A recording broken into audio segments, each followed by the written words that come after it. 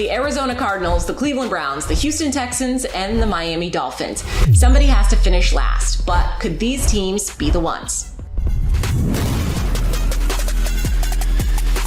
Welcome to another episode of Locked On Ultimate NFL Preview. I'm Kainani Stevens. This is a 7-part series detailing the biggest questions, misconceptions, and storylines from all 8 divisions. You'll get insight and analysis from our local Locked On hosts that know these teams better than anyone else. Find out where your teams and your favorite players stack up from a division perspective and a national perspective. You can find all 7 episodes on Locked On NFL's YouTube page or wherever you get your podcasts. The Ultimate NFL Preview is brought to you by Prize Picks. Go to prizepicks.com/LockedOnNFL and use code LockedOnNFL for a first deposit match of up to $100. This conversation definitely got personal at times, but ultimately one team from each division is going to finish last, but not everybody agreed on who. The Houston Texans finished last in the AFC South last season, but who will take that unfortunate title this season? John Hickman of Locked On Texans, Zach Hicks of Locked On Colts, Tyler Rowland of Locked On Titans, and Tony Wiggins of Locked On Jaguars. Fight it out. Tony, the Jags finished first, so let's start with you. Who finishes last? The Tennessee Titans going to be at the bottom of the AFC South. I don't know what y'all thought I was going to say. I'm going to tell you right now. That's what I just think any team that has an offensive line that is like something that you're really thinking about, that's a bad sign. They can make a whole football team look bad. When you can't block people, when you can't run yourself, and then you can't control the ball, and then your guys get tired on defense, it is like the worst problem to have as a unit. I agree with DeAndre Hopkins, the addition of DeAndre Hopkins and what it brings. I just don't think Ryan Tannehill is going to revert to be back to the Ryan Tannehill from 2 or 3 years ago. And I do trust and like Mike Vrabel, but a lot of attrition, a new GM, a lot of first-round picks that didn't work, guys that had legal issues or whatever. Tim Kelly, by the way. Too much of that over a short period of time is hard for anybody to overcome, no matter how good of a coach you are. All right, Tyler, who's coming in last this year? Well, while I appreciate Tony's choice there, I think it's absurd. A Mike Vrabel team, even with all of its backups in, isn't going to finish last. Unfortunately, too, because I think it might be the best thing in the world for the Titans to have a terrible season and get Caleb Williams or Drake May.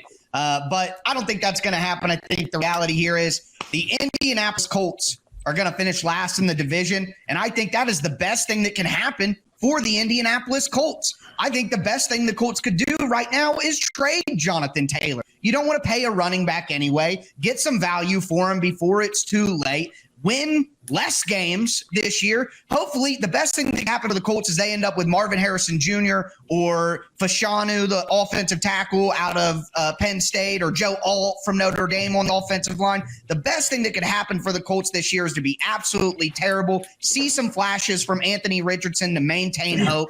Trade off some guys that need to be gone. I like the defense. Tony talked about the defense earlier, but some of those guys, like Shaquille Leonard, isn't what he once was, even if he comes back. I don't necessarily believe that. They had to let go of Isaiah Rodgers because of the gambling thing. I think the Colts could use some top draft picks. They could restack that roster to allow for Anthony Richardson to grow into the next version of the Colts. So I think it's going to be the Colts that finish last in this division. And honestly, I think it's the best thing that could ever happen for Indianapolis. And it makes me sick to say that, but it's the truth.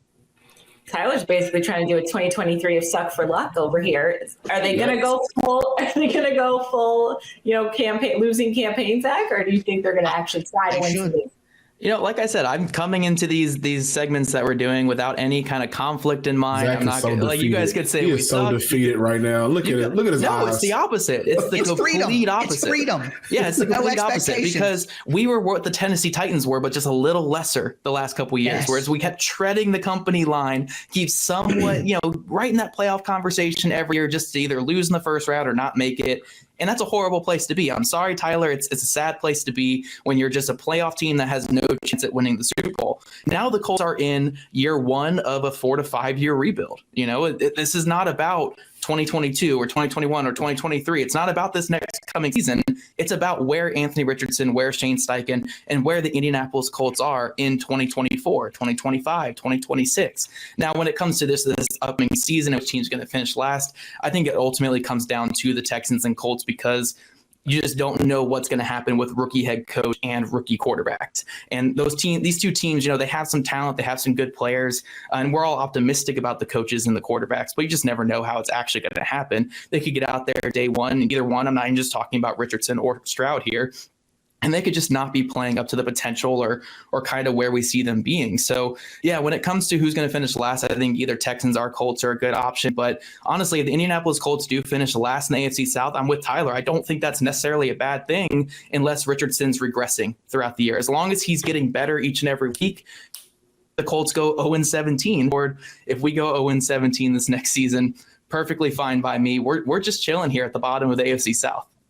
Houston can't afford to be the worst team because that pick goes directly to Arizona. Yeah, so I'm definitely riding with everybody else. I think it will be the Colts, and it does come down to Houston and Indy. But I think what separates those two teams right now, I haven't had an opportunity to get a full deep dive on your defense in Indy, but the Texans may have a top 10 secondary this year. I will go as far as saying with the addition of Jimmy Ward, top 7 in the league. You guys, what we've seen out of Derek Stingley, but Steven Nelson bringing him back, Jalen Petrie going into his sophomore year. Will Anderson has been good. So I think this defense is going to put this franchise in a position where they can win a couple of extra games compared to the previous years where, Tyler, how many 200-yard games? Derrick Henry's had like 4 or 5 in a row.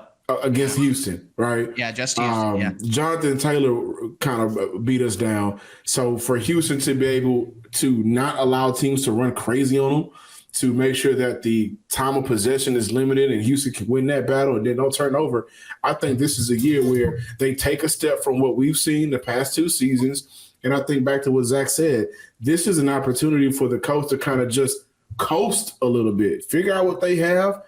Be sorry, it ain't going to be the Texans. It's going to be Indy. So y'all have fun with that top pick because we don't want to afford that top pick here in Houston. That's only going to make Arizona richer. This one definitely could get a little testy. Jeff Lloyd from Locked On Browns, Jake Liskow of Locked On Bengals, Chris Carter from Locked On Steelers, and Kevin Ostreicher from Locked On Ravens are here. Chris, we're going to begin with you. Which team will finish last in the AFC North? It's the same team that usually finishes last, the Cleveland Browns. I think that they did not grow in the way that they needed to grow. I think that they are a team that right now that Deshaun Watson, he could take a step up this year with the organization. And again, I'm intrigued to see what that's like, but they did not have the offseason. I think the other teams in the division did, especially with the Steelers. Jeff, you're making faces, but the Steelers had a great draft. The Browns, when was their first draft pick? The 3rd, 4th round, whenever it was. Elijah Moore was their first draft pick. When was he picked? They traded their 2nd overall pick for him. Their 2nd round pick for him. Okay. My point is this. We've done this divisional show for about 5 straight years where I've been on it. And Jeff has said the Steelers are going to finish last every year. The Steelers haven't finished last in a division since I was born in 1989. I don't know. Jeff, you may someday be right about the Steelers finishing last, but if you do, you'll be batting .05 in it for saying it for how long you said it. But I think the Steelers are a better team this year.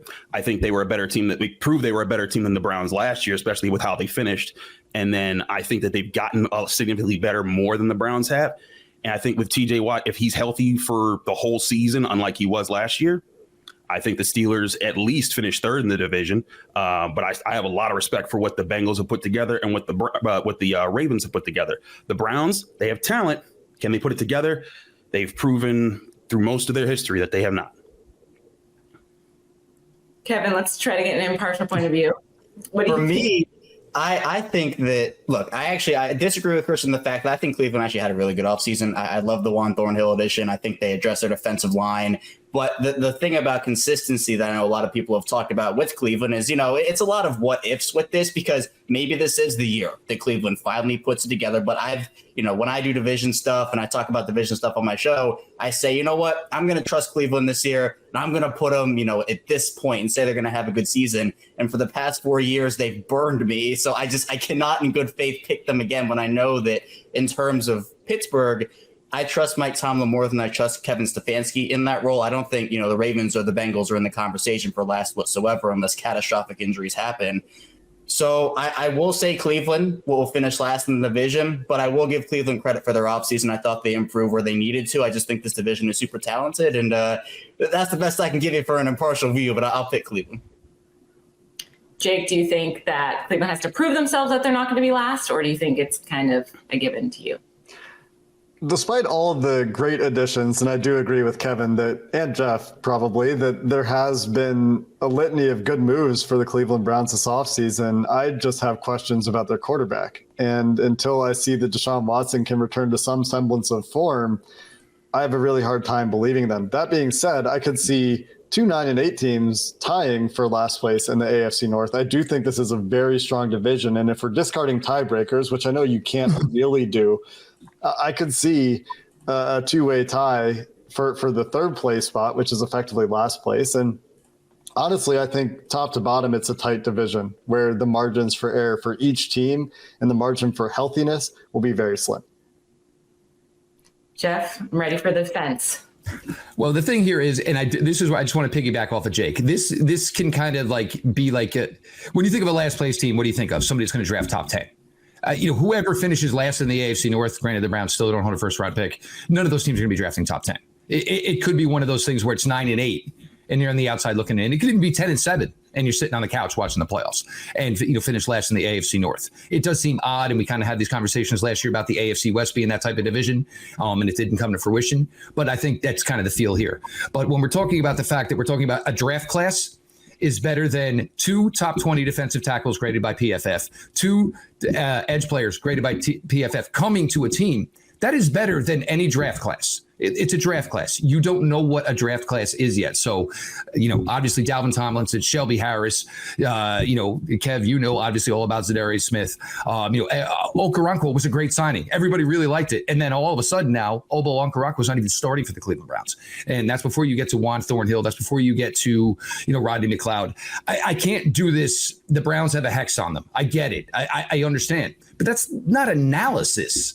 It's like saying, oh, we'll always take an umbrella with you because it might rain. Well, in 2020, it didn't happen. It didn't happen. The Browns in 2020 put it all together. I think the issue was, excuse me, the floor is mine now. I think the issue was. Oh, so now you're okay with people not interrupting. You went with an incompetent defensive coordinator. So you went from a defensive coordinator to Joe Woods is currently doing what? Exactly. To a big time upgrade, of course, here in Jim Schwartz, a guy who has done it, a guy who has proved it, a guy who has brought a Lombardi to a city. This team is vastly improved.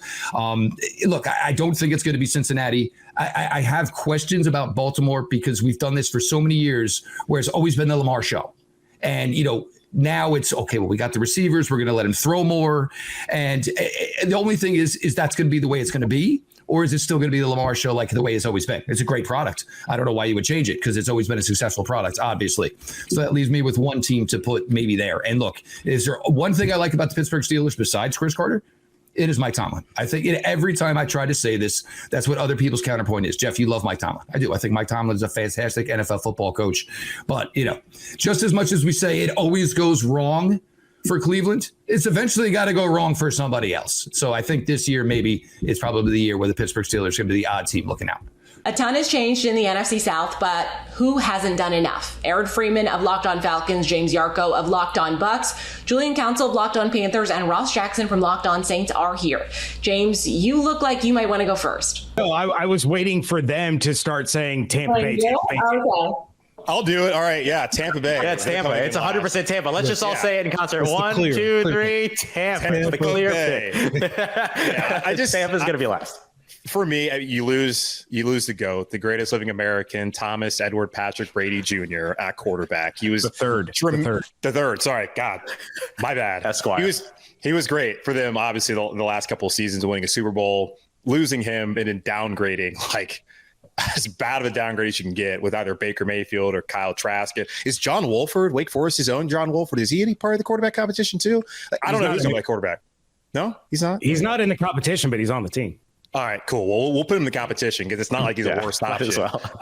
And they've lost a lot of veterans recently. Todd Bowles, that seems like that could be over after this season if things don't go well for Tampa.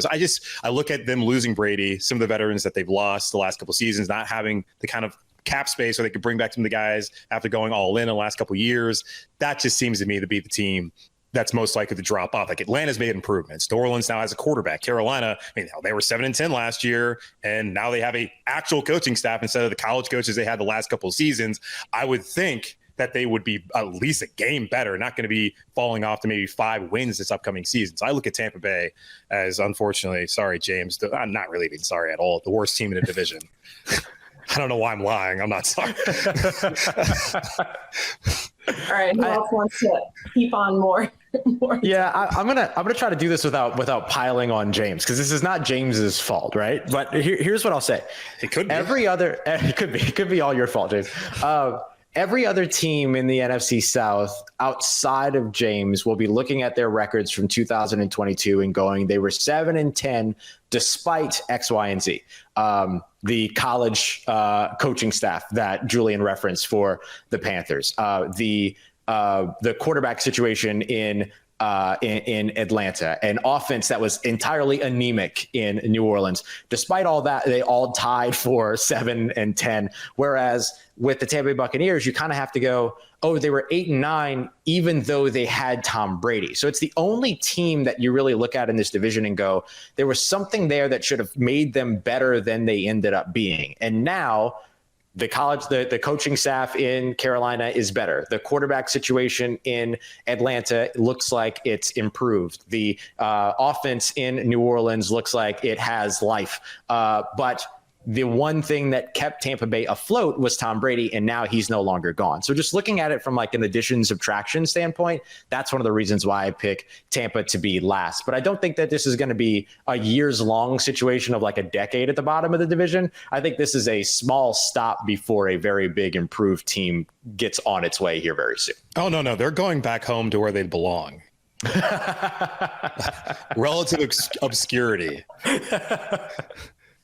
Aaron, do you have any more reasoning that's different or a different thought? Yeah.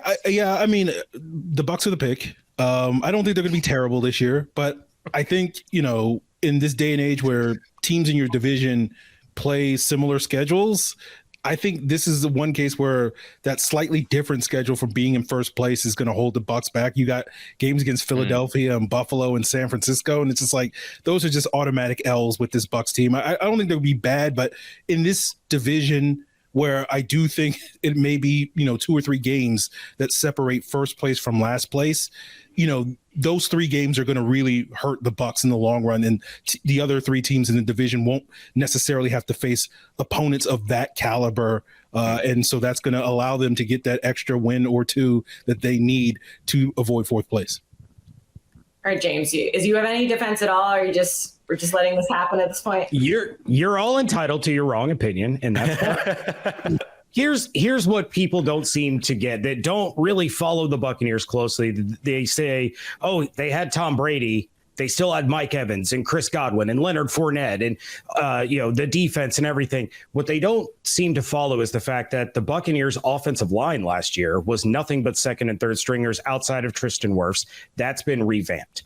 They don't look at the fact that Byron Leftwich in 1 year went from a head coaching candidate almost to the point that there were rumors he was about to become the head coach of the Jacksonville Jaguars. He loses Bruce Arians on the sideline, and when he loses his babysitter, he loses his ability to call plays, and it was a complete disaster. Their offense all year long looked like a preseason vanilla offense. So, yes, going from Tom Brady to Baker Mayfield or Kyle Trask or whatever the case may be is a huge drop-off. But Tom Brady wasn't the whole team, and this team is still loaded with Pro Bowlers, all-pro players that every single one of you guys would love to have on your team, and who knows, depending on how Devin White goes, he may end up back in Louisiana. We'll see. Nope. But the clear answer here is the Carolina Panthers. I am not a believer in Bryce Young. I wasn't a believer in C.J. Stroud either. Frank Reich, I mean, he was good that one time for like a year in Indianapolis. Outside of that, hasn't really been all that impressive. Your top threat is Miles Sanders, which is okay. Yeah, I mean, he's a good player, but Adam Thielen, DJ Chark, like any other team in this division is supposed to be scared of those receivers. So, I don't think Carolina's on the up and up the way a lot of people are saying, because quite frankly, it boils down to the head coach and the quarterback combination, and I'm not really a believer in either one. Coming up next, the NFC East could make an argument for the best division in football, but somebody still has to come in last. That's next on Locked On Ultimate NFL Preview. Today's show is brought to you by Gametime. If you're like me, you probably decide really last second that you want to go to the game or a concert that's in town, but it shouldn't be difficult and it shouldn't be expensive. That's where Gametime comes in. They have the Gametime guarantee. That means if you find tickets in the same row and the same section for less somewhere else, Gametime will credit you 110% of the difference. So check out Gametime and put in our promo code of Locked On NFL and you will get $20 off your first order. Again, go to Gametime, download, and use our promo code Locked On NFL, and you will get $20 off your first order.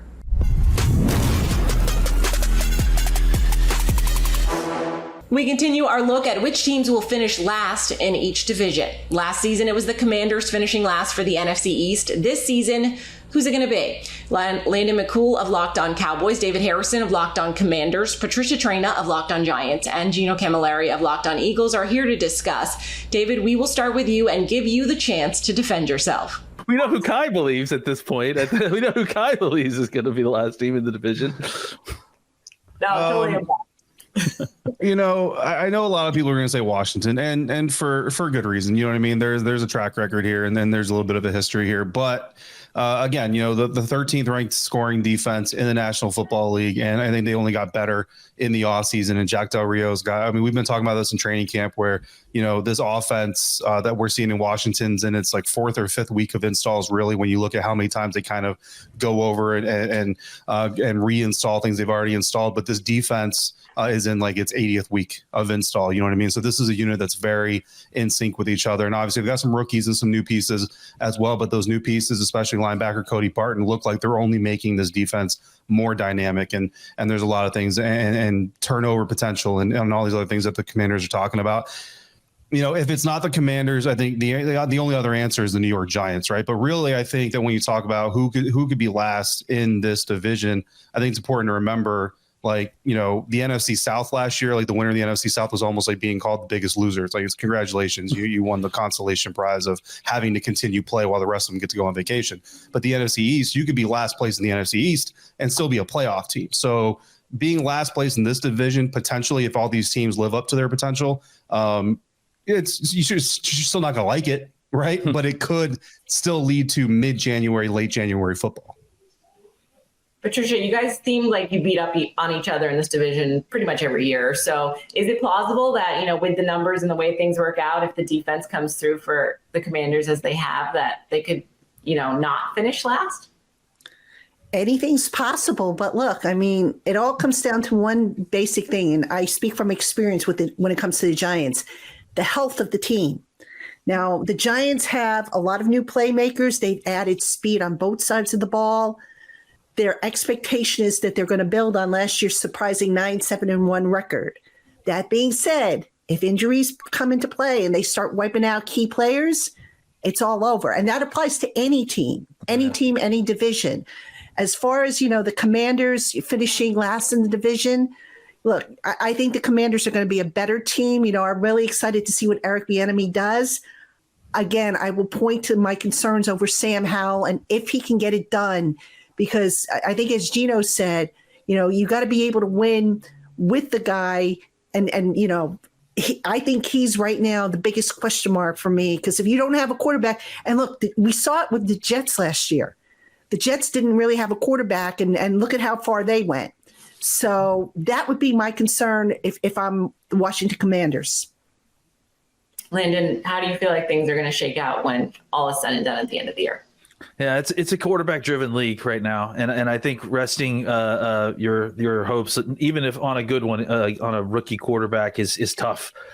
So I think obviously Washington is the first name to mention here, but I do think that that any of these teams, like Patricia said, like any team just could suffer an injury and be right down at the bottom of that list. You know, even I think the Cowboys or the Eagles. You know, so I definitely would put Washington there, and I think that the Giants, you know, I would definitely be put in the running there if I didn't feel so confident about that coaching staff. I feel like they really do have a solid coaching staff, and I think that they aren't necessarily going to allow them to kind of regress too much, and I think regression is something that all these teams should look out for because of a much more difficult strength of schedule that we're all going to be facing this season.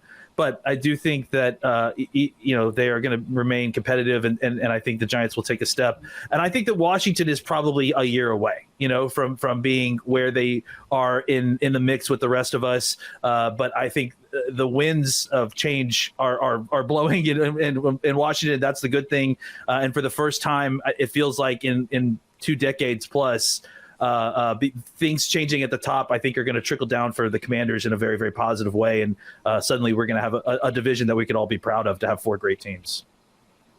Every team except Washington made the playoffs last year. So, there's something to be said. Iron sharpens iron. Will playing, if they can get their offensive situation figured out, can they improve? And, even if they do finish last, maybe make the playoffs. Let's look at the SEC, for example. If you're looking at a team like Georgia when Alabama was great, right? They're still pretty good. They're still finishing and beating good teams. And I think that's what Washington is going to be. They're going to win some important games. And I think this division is going to be super competitive as always. It's the most cliche throw out the record book as always, right? But Landon, you're right. It's a quarterback-driven league. And Patricia, if the health works out, what is the deepest team and what team has the best quarterback? And Sam Howell, like you said, Landon, are they a year away? The trajectory in this division, especially, you look at Daniel Jones, why can't he do what Jalen did last year and that offense did with a guy like Brian Daboll and that coaching staff? Sam Howell, could he do it with Bieniemy?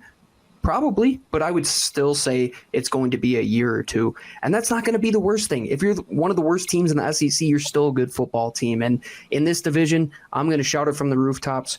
It's going through this division to get to the Super Bowl. The NFC South, West, North, it has to come through here because some of the best quarterbacks are in this division, some of the best offenses, some of the best defenses. So whatever team finishes last, I know moral victories aren't great in the National Football League, but that's something to be proud of, right?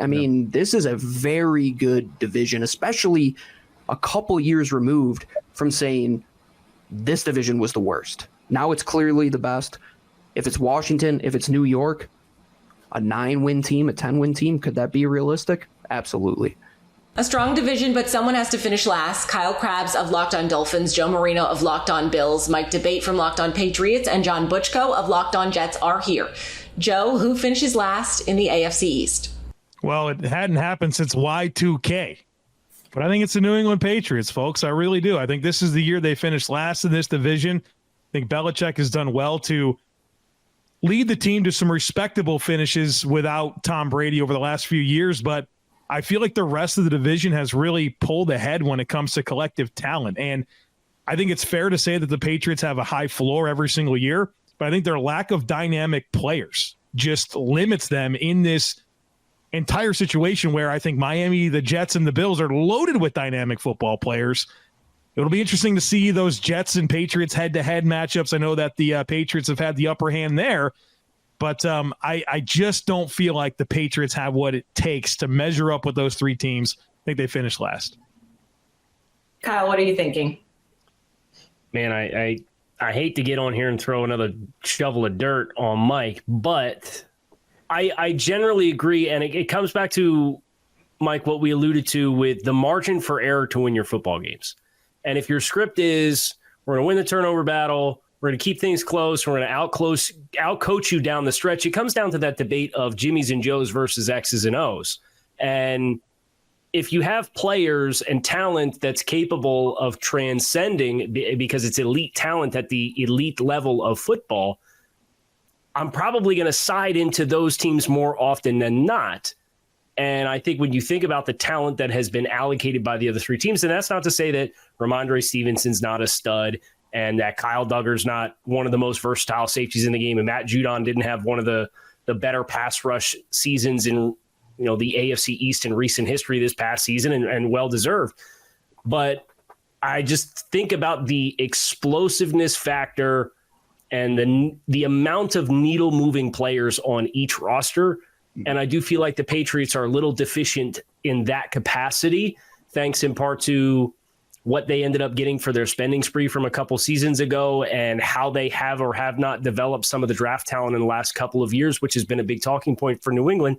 So I'd probably say New England, it would be my odds-on favorite, but I don't think it's a shoo-in because, like I said earlier, I think this team could have finished this season with a winning record. John, is this the year that the Jets are not last place in the division? I think it is. And the only thing that pains me to say this is I don't want to hurt my friend Mike, but I do think New England's the team. Mike's a nice guy, but he knows. I do think New England's going to be the team that finishes last this year. You know, Buffalo is Buffalo. They've become the dominant team in the division. The Dolphins, loaded with talent on offense, a great offensive mind running them, Mike McDaniel. I love the addition of Vic Fangio to run that defense. I think he's one of the handful of defensive coaches who genuinely makes a big difference. And the Jets, they bring back, a top 5 defense, and they add Aaron Rodgers. I don't think it's necessarily because anything wrong with New England. I mean, I think they are, as the guys have mentioned, I think they are a bit deficient in difference makers. I think the Patriots are a solid team. I think in a lot of other divisions, they'd be right in the mix. But against these 3 teams, I think it's more a commentary on how difficult this division is and how good the top end talent in the AFC East is. So I'm also going New England. Mike, do you have a pitch for us, or are you in agreement as well? Well, I will say this. I am very fortunate to have such professional and cordial colleagues as Mr. Krabs, Mr. Marino, Mr. Butchko, because all of your fan bases have been waiting 20 years for this moment. Right. And they've been waiting for it with bated breath.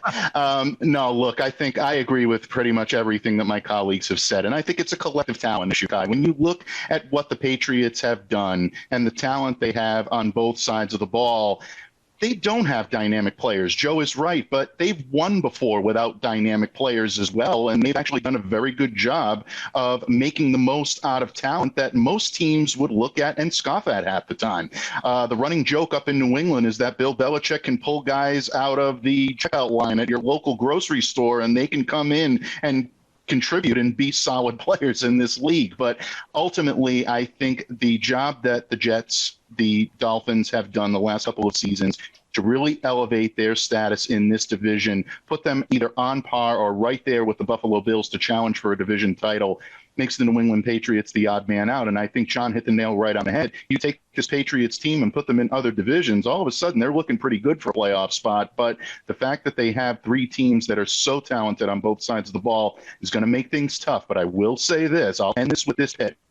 Don't keep these games too close with the New England Patriots, no matter which team is playing them, because if there's a chance and Bill Belichick feels that he can get to you, more than often than not, he's going to try to find a way to win that game, and he might just have the horses to do it this year. So New England's going to keep things interesting, but ultimately I think they're at the bottom of this division because of the talent they're facing. Could there be a consensus in the AFC West? Your boy Q of Locked On Raiders, Cody Rourke of Locked On Broncos, Ryan Tracy from Locked On Chiefs, and Daniel Wade of Locked On Chargers.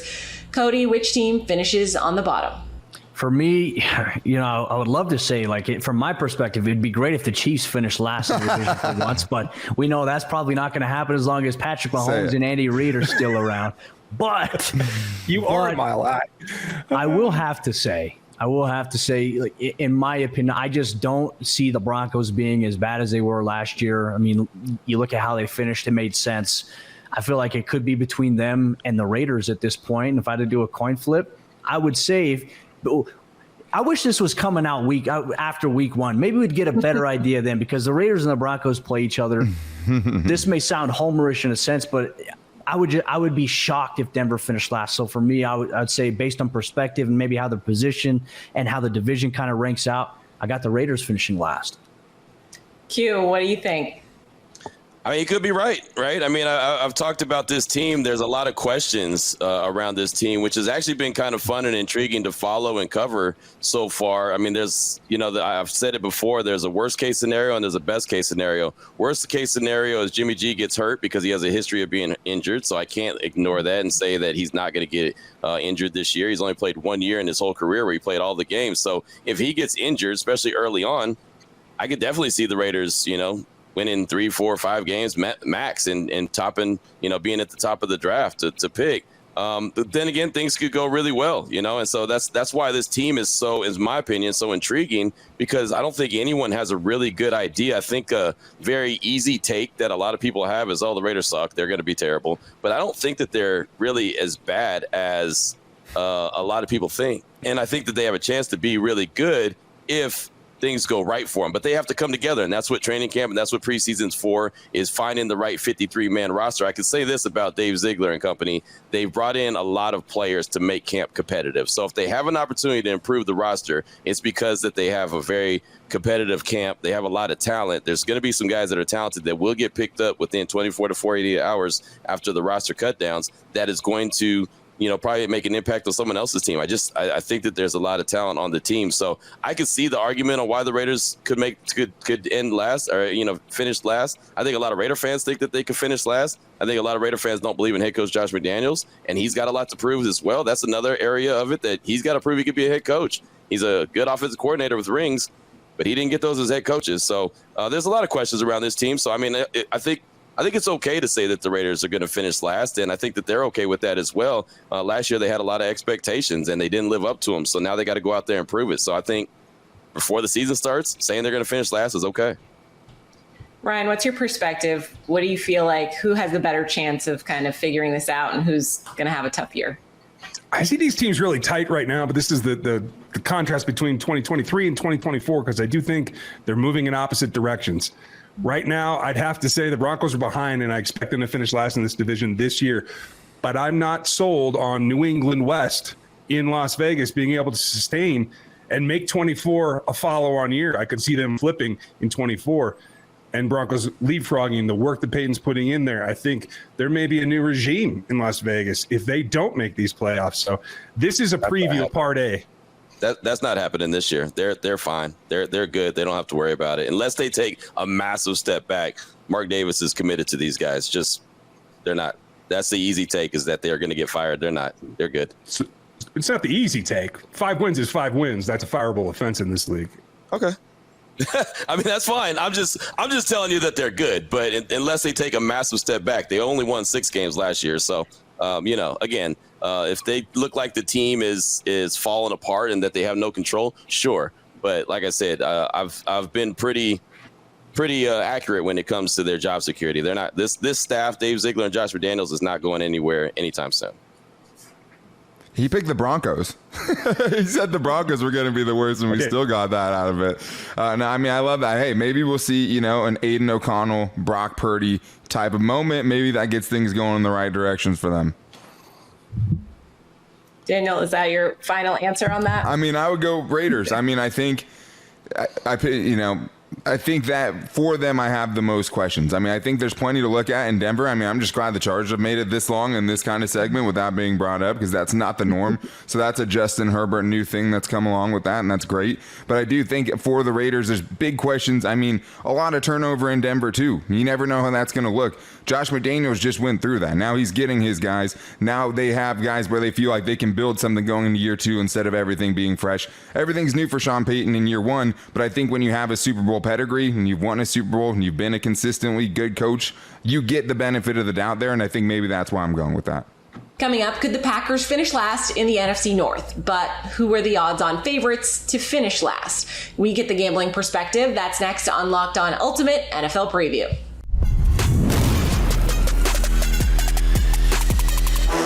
We continue our look at which teams will finish last in each division. Chicago Bears finished last in the NFC North last year, but who will put up a fight to take over that unfortunate title? Peter Bukowski of Locked On Packers, Matt Derry of Locked On Lions, Lauren Cox of Locked On Bears, and Luke Braun of Locked On Vikings. Let's start with Lauren and the Bears. Who do you think will finish last in the NFC North this season? Well, I don't think that the Bears are in a position to replicate the kind of terrible season they had last season. No, I do think Green Bay is hard to go back to back. Most likely to finish last in this division. That, as we heard Peter say in a previous episode, there's a lot of rookies on this Packers team. There's a lot of young players, a lot of inexperience, and you combine a first-time starting quarterback with a bunch of inexperienced receivers and weapons around him, plus a defense that every year we hear the Packers defense is going to be better this year. Every year the defense has it figured out. This is going to be the year that Joe Barry takes this defense to the next level, and Every year they don't. And it just feels to me like the bottom of this division is going to be really close. It's going to be maybe 2 7-win teams, and a tiebreaker is the difference between 3rd and 4th place. It's not like I think Green Bay is going to be clearly worse than everybody else, but I think maybe even week 18, Bears Packers, winner gets 3rd place, loser gets 4th place in the division. Joe Barry is Lucy with the football for the Green Bay Packers, unfortunately, right now. This is fascinating because if you look at teams that had the number 1 overall pick, the average improvement that they make against the spread is between 10 to 15%. So that's like 1.5 more wins. Now, against the spread is not the same as record, but how many games did the Bears win last year, Lauren? 3. Okay, so if they win 1.5 more games, that's 5. So if you think the Packers are going to finish last, that means you think they're going to win 5 or 4, and that seems pretty hard for me to believe. I think the Bears can be a much better team than they were last year and still only win 5 or 6 games. And I think that's why, for me, the answer is the Bears. And I actually think the sleeper team resides just west of Wisconsin, because Minnesota, that defensive personnel, I mean, there are SEC teams with better defenses than what Minnesota is going to bring to bear this year. I know Brian Flores is a magician. Brian Flores is an awesome coach. We may talk about him in another segment at some point, but like the personnel is not great, Bob. And I don't understand how it's going to be better from what it was last year. If they won 6 games and punted midseason and traded Kirk Cousins, that would not surprise me at all. I don't know if trading Kirk Cousins is on the table there, but I do think like my answer to this was going to be I could see any of these 4 teams totally bottoming. I think that's right. Because there's too many question marks on all of them. But to talk about the defensive personnel there, I had that same concern. I was like, how in the world are they going to make like Josh Metellus and Dean Lowry turn into a real defense? But hey, Harrison Smith and Daniil Hunter are still there. Brian Asamoah is one of the breakout players of camp, and somebody say 2nd-year player. Nobody's seen anything from him. I get it. Nobody's going to know about him. Guys like, I think Byron Murphy is doing great. Caleb Evans is the other corner. I was really worried about that group. I came away from camp a lot less worried. Those guys didn't look totally lost. And if you talk to the Vikings offensive personnel, they are so excited to not have to go up against that defense anymore. I think it might be able to surprise some people, including me. I had that same concern. But honestly, this could be anybody. I think I'll probably go with the Packers. Hey, look, that's what Vegas thinks. That's the thing that Lauren talked about, all those rookies, that leads to a lot of inconsistency. I think there's inconsistency with Love. And when you match inconsistency with inconsistency, that means your only good plays are the ones where nobody has an inconsistency and there's too many variables there. So if I had to guess one, I guess I'll just go chalk. But honestly, no outcome surprises me. Matt, where do you weigh in on this? I'm going to take the Bears. I joke on my show and call them Hall of Fields. I'm not buying it. I'm just not. I think he was a really good college quarterback. The running last year was amazing, but 3rd and 10, 3rd and 12 on a big spot, can he make that throw? And I don't know if he can. Indeed, help Evan DJ Moore will help, but eventually defenses are going to realize that bubble screen is coming and knock it out. The Texans in week 1 of the preseason didn't.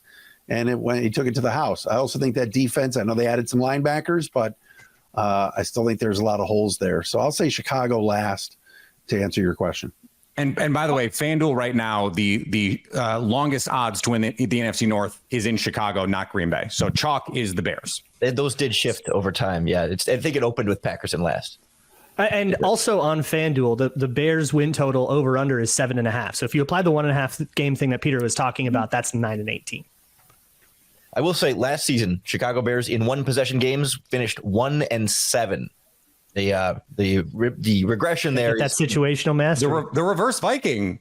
Good for them. Very reverse Viking. Yeah. It takes a little bit of that to go 3-14. It does. Yeah. And so in theory, they're at least a 6-win team, I think, but where that gets you in the NFC North, we'll see. But the offense started to click a little bit last season, even with some throwing there. They were scoring 30 points a game for a stretch there against some pretty good opponents. And now you add a lot of pieces. I think I think we're all in agreement, at least, that it's not clear and obvious who the worst team is going to be. And any of these teams are certainly going to be right in that mix for last place. It might be a long year for one team in the NFC West. Doug McCain of Locked On Rams, Corbin Smith of Locked On Seahawks, Brian Peacock of Locked On 49ers, and Alex Clancy of Locked On Cardinals are here to break down the NFC West. Corbin, I will begin with you. Who will finish last in the division? in the NFL, you can never say never, but there's no way that the Arizona Cardinals are finishing anywhere better than fourth with the situation they're in. They got rid of some really solid players in the offseason. Kyler Murray, who knows how long he's going to be out to open the year. And even when he does come back, he hasn't necessarily progressed the last couple years. I don't know necessarily that I have faith in the new head coach that they've hired either, seeing how the Eagles defense melted down at times late in their playoff run. I just don't know that this team is going to be able to win more than a couple games. There's optimism for the future with the draft picks they're going to have, but I just can't see anybody but Arizona finishing in last place. Doug, what do you think? Yeah, it's tough to disagree with that. I mean, if you look at all the projections, if you look at that roster on paper, it's one of the worst in the league. I think the direction that franchise, the way they're heading, they're being honest with themselves. They know where they're headed, whereas the Rams, they're in a difficult situation because they still have three of the best players in the league, so you can't say they're going towards a full rebuild. We're calling it a remodel here in Los Angeles. So, yeah, the Cardinals, they're going to finish dead last. And also the other question is, how effective will Kyler Murray be when he returns? I mean, is he going to step right in and be effective? I mean, will Call of Duty come out that week? Will he get an advanced copy of Call of Duty and how that impacts his stats? No, I'm just playing. But it'll be very interesting to see how that Cardinals team fares. And, yeah, I think that they're thinking long term. Brian, what's your perspective? Yeah, it's maybe you could start to draw the picture. We always think we know exactly how things are going to go, and the league does a really good job of flipping it on its head. You don't have to wait even a full season. You can wait a month, and all of a sudden you're like, wow, okay, this is a lot different than I thought it was going to look for some of these football teams. Maybe Jonathan Gannon can coach up that defense a little bit, and offensive line is a strength. Can they run the ball? Can they hold their head above water with Colt McCoy or Clayton Tune, whoever's at quarterback, until Kyler Murray comes back, and then maybe win a few more games than people expect. And there's a major collapse and some big injuries to some big time players. For example, Matthew Stafford goes down. You know, where does that leave the Rams here, even if nothing goes great for the Arizona Cardinals this year? So I still will say the Cardinals, and I think they're the odds-on favorite to pick first in the NFL draft. So it's hard to say another team, but the league is good at flipping us on our ears every once in a while. Yeah, that's the beauty of the NFL, right? Imagine if you had the Rams and the Broncos on your schedule last season and you had the Seahawks and the Lions, right? There's always teams that are going to be better than you expect. There's always going to be teams that are going to be worse than you can expect. That's why we love this league, right? Absolutely. Alex, I don't want everyone loading on you. Let's do it this way as well, a little bit. Is it better for them to not play really well and get a better draft pick? Should they just go all out? Win as many games as you can always. Okay. Because that means that you've got more things under the hood potentially than people necessarily thought initially. Now, there's one thing that could deter us all being right, because with the Cardinals finishing last, is if Les Snead sees what's coming and he tries to make a trade and tries to trade Cooper Kupp, tries to trade Aaron Donald. Like, here's the thing. If people think that Cooper Kupp is not tradable, rethink that. Because you could still potentially get a first-round pick for maybe the best receiver in the NFL. If Les Snead sees something where it's like, you know what, Stafford's not playing, Aaron Donald's checked out, whatever it may be, that's the last puzzle piece to potentially get back some draft capital that you lost for the last handful of years, and that could be the catalyst for the Rams finishing in last. But all things considered, Cardinals are going to be looking up at the other three teams. I have actually argued that it might even behoove the 49ers to intentionally throw a game against the Cardinals or maybe the Rams if things go that way for them, just to make sure that quarterback at USC doesn't end up against them inside the division long term. Look at you.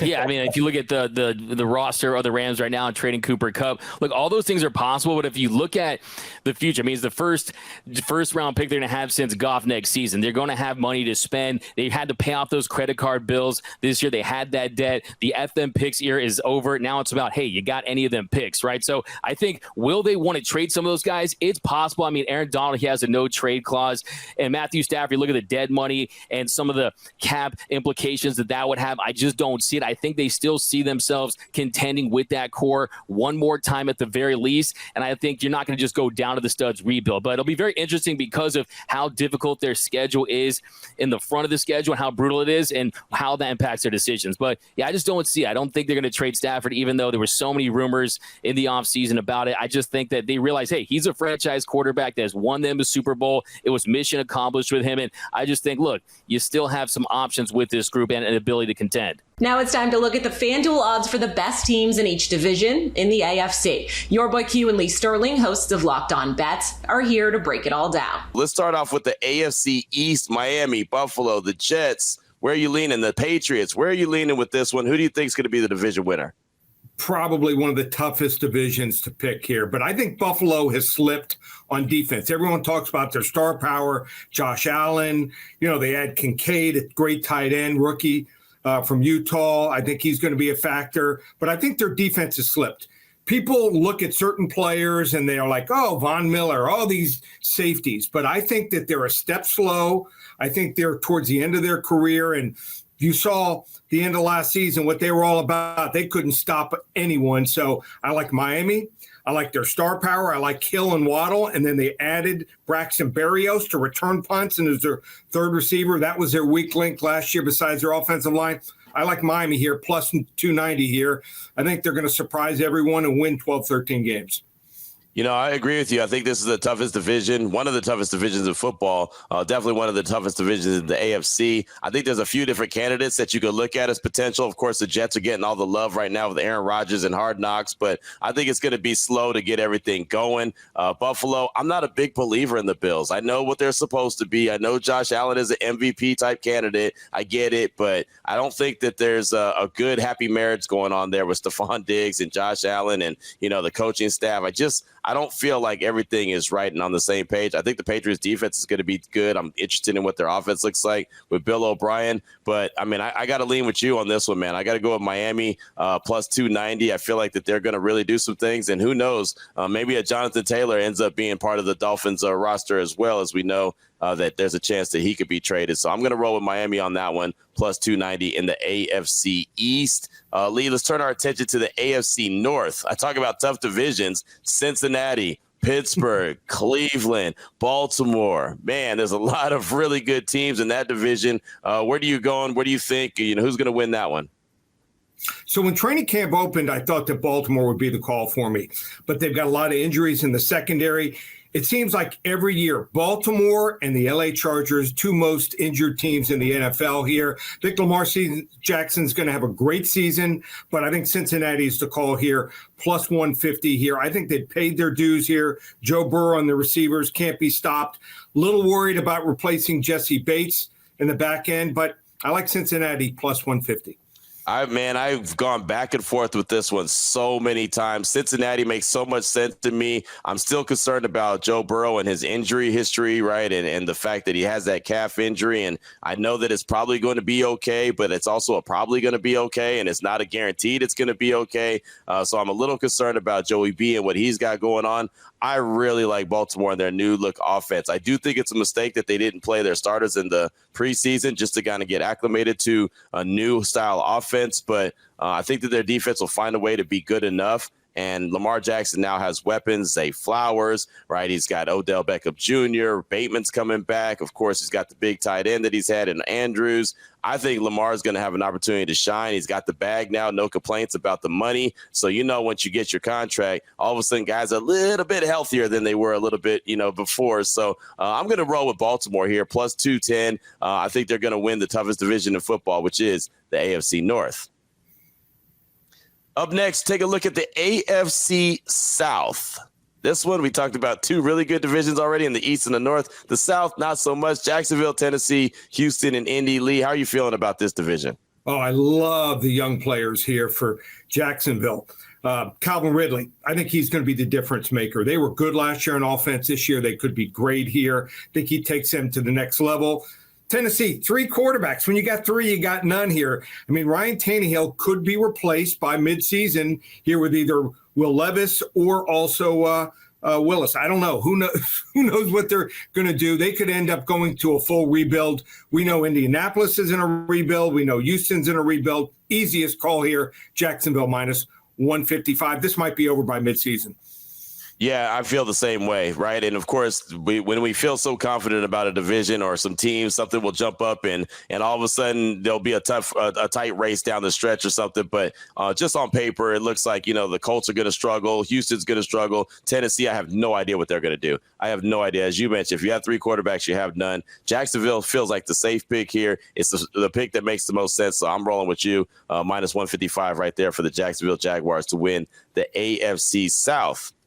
Closing things out for the AFC, it's the AFC West. Of course, it's a division that I pay a lot of attention to as I'm here in Las Vegas covering the Raiders. But, I mean, I think that we all agree on this one, Lee. How are you seeing Kansas City, LA, Denver, the Raiders? How are you seeing the AFC West? Kansas City checks all my boxes. Unless Patrick Mahomes gets hurt, I mean, they're the call here. Very underrated defense. They did an incredible job last couple of years drafting for defense here. You don't know the names, but they're really good. And, I mean, the Chargers are solid. They got a lot of star players here, but I was never impressed with Kellen Moore as an offensive coordinator in his last stop. So I'll go with Kansas City. Easy call. Yeah, this one's an easy one for me as well. Until someone knocks off the Chiefs, it's the Chiefs division to lose. I mean, it's just that simple, right? I just think that it's that easy. I think the Chargers are a good team, but I thought the Chargers are the good team every year, and something always happens. I think Brandon Staley's on the hot seat. Kellen Moore's been brought in from Dallas as the offensive coordinator. He's supposed to unlock Justin Herbert. Justin Herbert's got the bag, so you know what that means, Lee. Now all of a sudden, there's a lot more expectations than when Kellen Moore was on when Justin Herbert, was on a rookie deal. So now he's going to have to show what he could do. I don't know if they get it done in LA because, again, I don't believe in Brandon Staley. So, you know, if it wasn't even for Kansas City, I would still have questions about LA. But since Kansas City's in the division, I think it's easy. So the Chiefs for me as well, minus 180 for the AFC West. For more on which teams are the best of the best in the NFC, make sure that you check out the Locked On Ultimate NFL Preview Best Teams in the Division episode. That's where you'll get the rest of Lee and Q's picks. That will do it for our conversation on who finishes last in each division. This is just one of 7 episodes for the Locked On Ultimate NFL Preview. Head to Locked On NFL on YouTube or wherever you get your podcast from for our other conversations that include who will finish first in each division, which national misconception about your team is out there that you disagree with from our hosts, and what were the biggest moves made in the offseason.